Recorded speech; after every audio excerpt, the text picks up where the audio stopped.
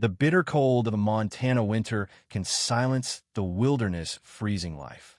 Itself, in its tracks, John Thatcher, a retired wildlife biologist, sought solitude in these icy woods away from the noise and politics of a life he'd left behind, yet even he couldn't anticipate how deeply the wilderness would call to him one unforgettable January morning as a blizzard gathered strength.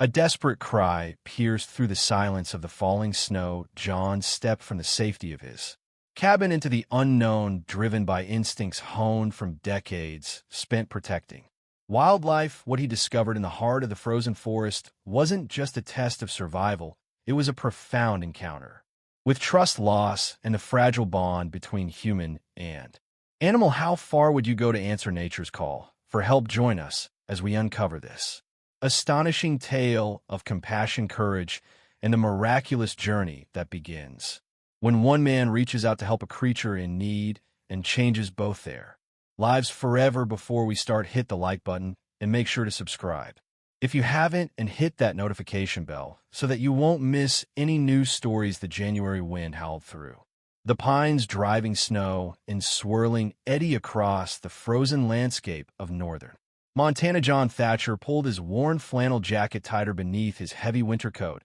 and adjusted the wool cap on his graying head. At 62, he felt the bitter cold more acutely than he had in his younger years, but there was something about these snow-covered woods that kept drawing him back, even in the harshest weather. After retiring from his 30-year career as a wildlife biologist with the Montana Department of Fish, Wildlife, and Parks, Joan had purchased this small, remote cabin nestled in the foothills of the Bitterroot Range. It wasn't much, just a sturdy one-room structure with a small kitchen, a wood-burning stove, and a loft bedroom. But for John, it was paradise. After decades of writing reports, attending meetings, and navigating the increasingly complex politics of conservation work, all he wanted was simplicity and solitude. His daughter Sarah thought he was crazy. "Dad, you're isolating yourself," she said during their last phone call. "Mom's been gone for 3 years now. Don't you think it's time to move on? Maybe get a place in Missoula closer to us. These mountain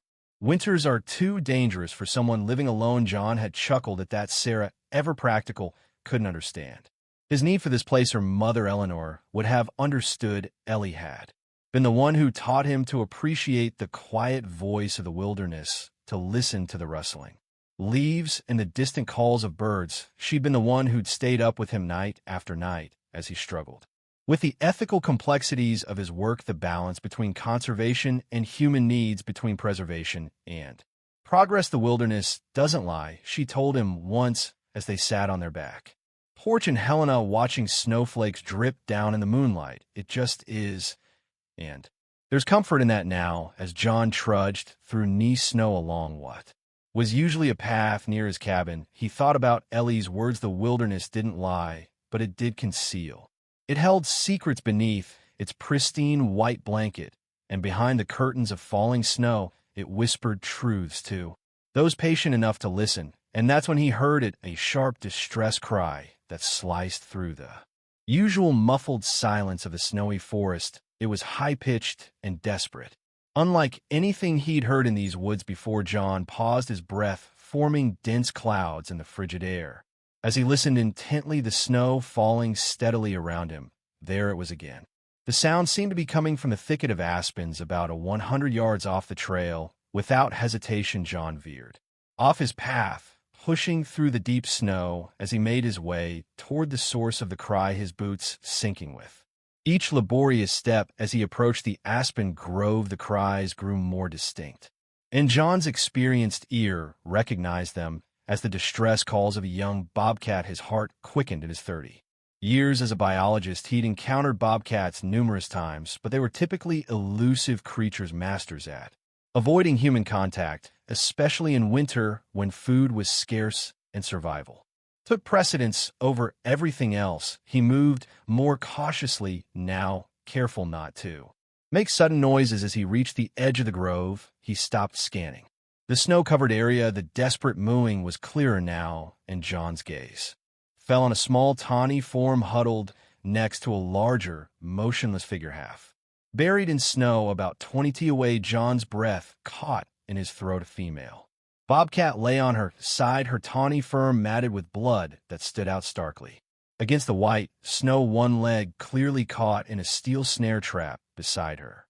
A small cub, probably no more than a few months old, paced anxiously through the snow, occasionally nudging its mother's face with its head, letting out those pitiful cries that had drawn John to this spot. "Damn it," John muttered under his breath, his words instantly swallowed by the falling snow. Trapping was illegal in this part of the forest, and the sight of the snare filled him with a familiar anger. During his career, he had seen the devastating effects of illegal trapping on wildlife populations and had worked tirelessly to enforce regulations and educate the public. The mother bobcat's eyes were open, filled with pain and fear. Her chest rose and fell in shallow, rapid breaths, and Jan could see that she was exhausted from struggling against the cruel metal teeth of the trap snow had collected on her. For a sign she'd been trapped for some time, the cub continued its anxious pacing, occasionally looking up as if searching for help. Its small paws leaving tiny imprints in the fresh snow. John knew he needed to act quickly. The mother was severely injured, and in this weather both she and her cub faced imminent death from exposure and starvation. He also knew the risks involved in approaching a wounded wild animal, especially one with young to protect, but he couldn't simply walk away and leave them to freeze in the snowstorm. Moving slowly, John set down his backpack and retrieved his multi-tool and a pair of heavy leather gloves. He always carried. The mother bobcat's eyes tracked his movement, and she tried to raise her head, a low growl emanating from her throat. Despite her weakened state, "Easy, girl," John murmured, keeping his voice soft and steady, watching as his words formed vapor clouds in the frigid air. "I know you're scared, but I want to help. This storm's getting worse, and you both need shelter." The cub, startled by John's approach, scampered behind its mother's body, peering out with wide, frightened eyes. John's heart ached at the sight. He'd seen this scenario too many times in his career. The devastating impact of human carelessness on wildlife made even more dire by the harsh winter conditions. As he approached, John looked for a sturdy branch, finding one about 40 long that would allow him to keep his distance while working to free the bobcat. The trap was a standard steel snare designed to clamp down on an animal's leg and hold it in place until the trapper returned. The bobcat's leg was caught just above the paw, the metal teeth digging deep into flesh and pus, possibly bone. Blood staining the snow beneath. It had deep crimson. John picked up the branch and, moving slowly, approached the trapped animal. The mother bobcat hissed weakly, trying to swipe at him with her free paw, but lacking the strength to reach him. The cub retreated further, watching with terrified eyes as snowflakes gathered on its small head. "And back, I know," John said, softly brushing snow from his eyelashes. "You're protecting your little one. I respect that, but you need help, and with this blizzard coming in, I'm all you've got right now." Using the branch, John carefully pressed down on the spring mechanism of the trap. It was rusty and stiff, requiring all his strength to depress. The bitter cold made his fingers clumsy despite his gloves, and he struggled to maintain his grip as the jaws of the trap began to loosen. The bobcat let out a pain yowl that tore at John's heart. "Almost there," he encouraged, though he knew the animal couldn't understand his words. "Just a little more." With a final push, the trap's jaws released, and the bobcat immediately tried to pull her injured leg away, but she was too weak, collapsing back onto the snow-covered forest floor. Her breathing labored, and her eyes beginning to close. Fresh blood seeped into the pristine whiteness around her. John knew she wouldn't survive out here, not in this condition, and certainly not in this weather. The temperature was dropping rapidly as the storm intensified, and night will be falling soon. If she died, her cub will be left orphaned and vulnerable, with no chance of survival in the deep winter. Against every wildlife management protocol he'd followed in his professional life, John made a decision. He removed his outer coat and, moving as gently as possible, wrapped it around the wounded bobcat. She offered no resistance, a sign of how severely injured and hypothermic she was. The cub darted away as John lifted its mother, retreating to the shelter of a nearby fallen log, now partially covered with snow. "I'll be back for you, little one," John promised, looking at the frightened cub as snowflakes gathered on his shoulders and head. "But first I need to help your mama. This storm's only getting worse." Carrying the injured Bobcat, John made his way back toward his cabin, struggling through the deepening snow. The wind had picked up, driving the snow horizontally, now reducing visibility to mere feet. His mind raced with what he would need to do. He had a basic first aid kit, but treating a wounded wild animal was another matter entirely. Still, his years as a biologist had given him some knowledge of animal care, and he was determined to do what he could. Back at the cabin, Joan gently laid the Bobcat on a folded blanket near the wood stove, which he quickly stocked to bring more warmth into the room. The Bobcat was still breathing, but her eyes remained closed, and John feared she might not survive the night. Her fur was wet from the snow, and she was dangerously cold. He cleaned her wound as best he could, applying antibiotic ointment from his first aid kit and wrapping it loosely with gauze. He placed a small dish of water near her head, though he doubted she would drink. "Rest now," he told her, his voice soft in the quiet cabin as the storm raged outside, snow pelting against the windows like tiny fists. "I need to find your little one before this blizzard gets any worse outside." The afternoon light was fading fast, obscured by the thick curtain of falling snow. The wind howled between the trees, creating wide conditions that made navigation treacherous. John knew he needed to hurry. Grabbing a small cardboard box and lining it with a soft towel, he headed back to the aspen grove, following his own rapidly disappearing tracks from earlier. As he approached the spot where he'd found the trapped Bobcat, John slowed, scanning the area for any sign of the cub. The small creature was nowhere to be seen, but John could hear faint mooing coming from the fallen log where he'd last spotted it, now almost completely buried in fresh snow. "Hey, little guy," John called softly, crouching down a few feet from the log, snow soaking through his pants. "Your mama needs you, and you'll freeze out here if you stay much longer." A small tawny head peeked out from beneath the snow-covered log, amber eyes wide with fear. The cub was even smaller than John had initially thought, probably no more than 8 to 10 weeks old. It was thin, its ribs visible beneath its spotted coat, suggesting that its mother had been struggling to hunt even before getting caught in the trap. Small crystals of ice clung to its whiskers, and it was shivering violently. John set the box down and backed away, giving the frightened cub space. He had no food to offer, nothing to entice it, so he simply waited, speaking in soft, reassuring tones, all the while aware that the temperature was plummeting as darkness approached. "Your mama is hurt, but she's safe and warm," he said, knowing the cub couldn't understand, but hoping his calm voice might soothe it. "She needs you, and you need her, and you both need to get out of this storm." After what felt like an eternity, the cub cautiously emerged from beneath the log, its small body almost disappearing in a drift of snow. It was a male, John noted, and he was trembling violently, clearly suffering from the beginning stages of hypothermia. The small Bobcat took a tentative step toward John, then another, its nose twitching as it tried to catch his scent through the snow-filled air, moving with glacial slowness. John reached for the box. The cub froze, then bolted back toward the log. John sighed, settling in for a longer wait, though he knew time was running short for both of them in the worsening storm. But then, to his surprise, the cub re-emerged almost immediately, as if it had realized that John represented its only hope of survival in the bitter cold. This time, when John reached for the box, the cub didn't run. It watched its small body tense as John placed the box on the snow and opened the flap, creating a small entrance. "Come on," Jan encouraged his own body, starting to shiver despite his layers. "It's freezing, and your mama is waiting in a warm cabin." Whether it was desperation, instinct, or some innate understanding of its precarious situation, the cub eventually approached the box with one final way look at John.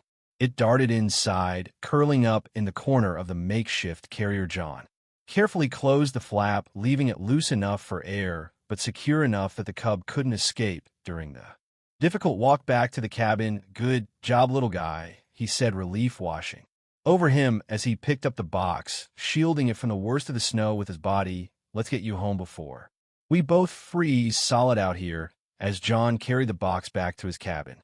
Struggling through snow that now reached mid-thigh, in places his mind was already racing with practical concerns. What would he feed them? How would he care for a wounded adult bobcat and her cub? And most importantly, what would be his long-term plan as a wildlife biologist? He knew the dangers of habituating wild animals to human presence, but in this bitter winter weather, their chances of immediate survival in the wild were virtually non-existent. Back at the cabin, John stamped the snow from his boots and stepped into the welcome warmth, his fingers and toes tingling painfully as circulation returned. He placed the box near the still unconscious mother bobcat. Carefully, he opened the flap, then stepped back, giving the cub space to emerge on its own for several minutes. Nothing happened. Then slowly the small head poked out, nose twitching rapidly as it caught its mother's scent. In an instant, the cub was out of the box and at its mother's side, nudging her face with its head and letting out soft plaintive mews. To John's surprise and relief, the mother bob eyes fluttered open. She let out a weak sound somewhere between a growl and a purr as her cub pressed against her side. Despite her injuries, exhaustion, and hypothermia, her first instinct was to check her young one, her rough tongue rasping across its small head and back, cleaning away the melting snow and ice from its fur. That's right, John said, softly watching from across the room as he hung his wet outer clothes near the stove to dry. You take care of your little one. I'll take care of both of you. That storm out. There is no place for any creature tonight outside. The blizzard intensified, wind howling around the small cabin and driving snow against the windows with increasing fury. John was grateful for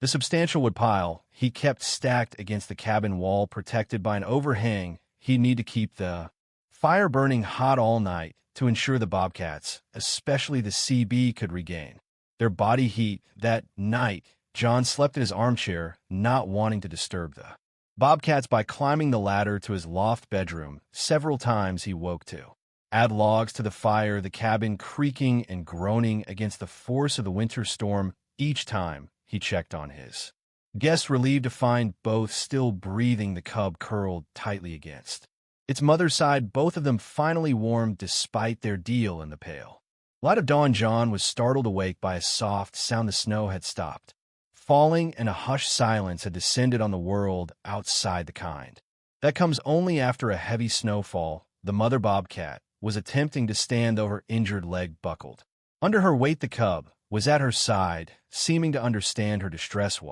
Easy there, John said, rising slowly from his chair, his joints stiff from the uncomfortable sleeping position. You're not ready to be moving around yet, and believe me, you don't want to go out there right now. There must be 3 feet of fresh snow out there. The mother bobcat's eyes locked with his, and John was struck by the intelligence and weariness in her gaze. She was allowing his presence, but only out of necessity. Given the chance, she would take her cub and flee regardless of her injuries or the inhospitable conditions outside. John moved to the small window and pulled back the curtain. The world outside was transformed, buried under a thick blanket of pristine snow that reflected the morning light with blinding intensity.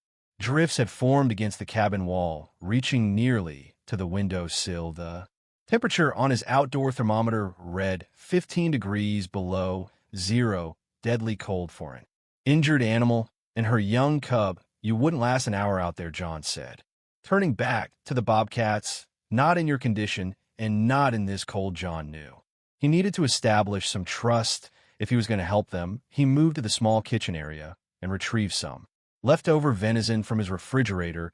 Tearing it into small pieces, he placed some on a plate and set it on the floor, then backed away. The scent of food immediately caught the attention of both bobcats. The cub, driven by hunger, made a move toward the plate, but its mother let out a warning growl, keeping it by her side. She watched John intently, assessing the threat. It's okay, John said, sitting back in his chair. It's just food.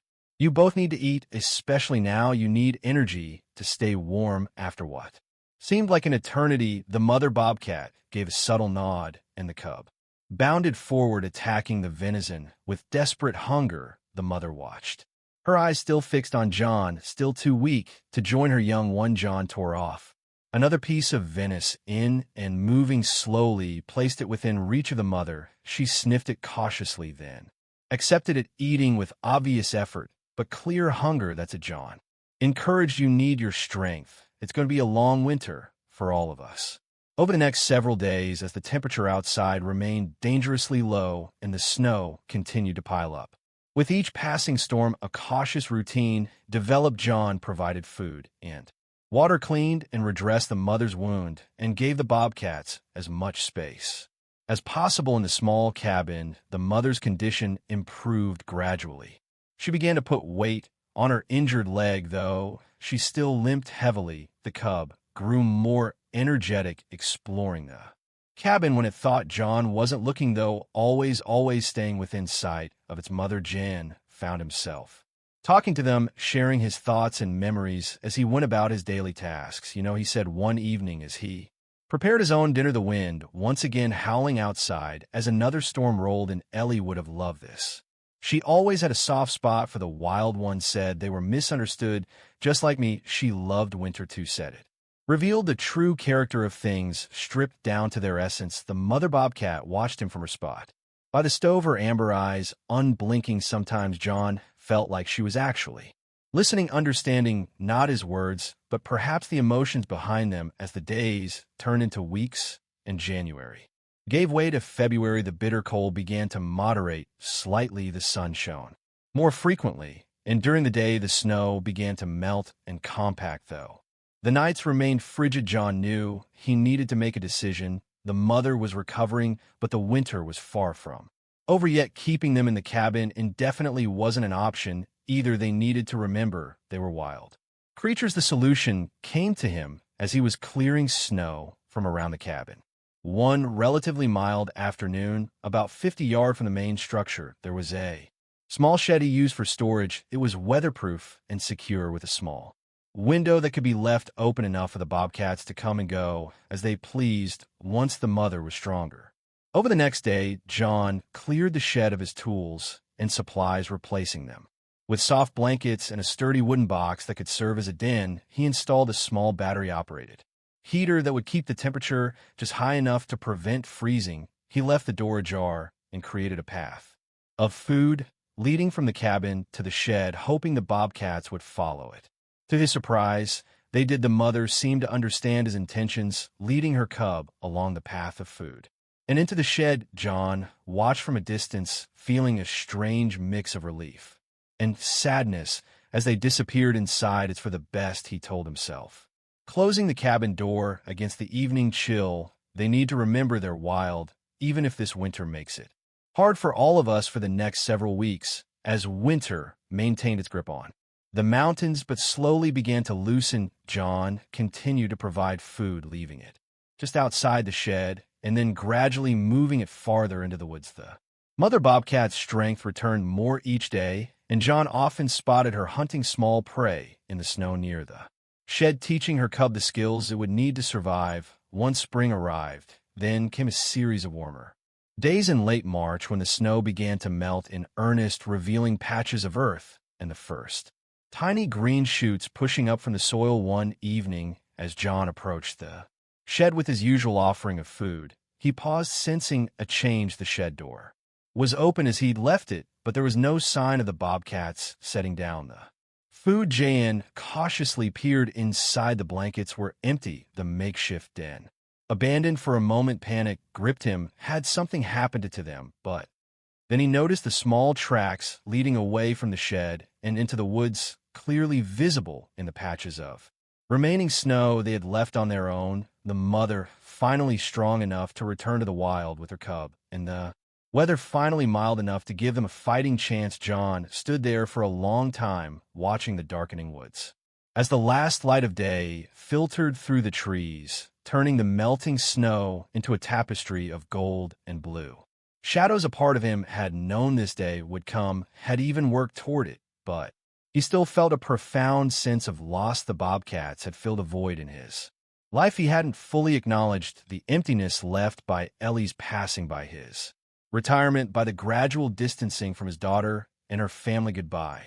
He whispered to the silent forest, "Be safe out there, the winter's not quite done with us." Yet that night John sat on his porch, wrapped in a blanket against the evening chill, staring at the stars that blanketed the clear mountain sky. The air smelled of melting snow and wet earth, the first tentative promise of spring. He thought about calling Sarah, maybe accepting her invitation to visit in Missoula once the roads were fully clear. The isolation that had once felt like a refuge now seemed emptier somehow. As he was about to head inside, a movement at the end edge of the woods caught his eye. There, just visible in the moonlight, stood the mother bobcat. Her cub was at her side, looking healthier and more confident than when John had first found him, huddled in the snow beside his trapped mother. The mother's amber eyes met John's across the distance, and for a moment they simply regarded each other, wild and human, connected by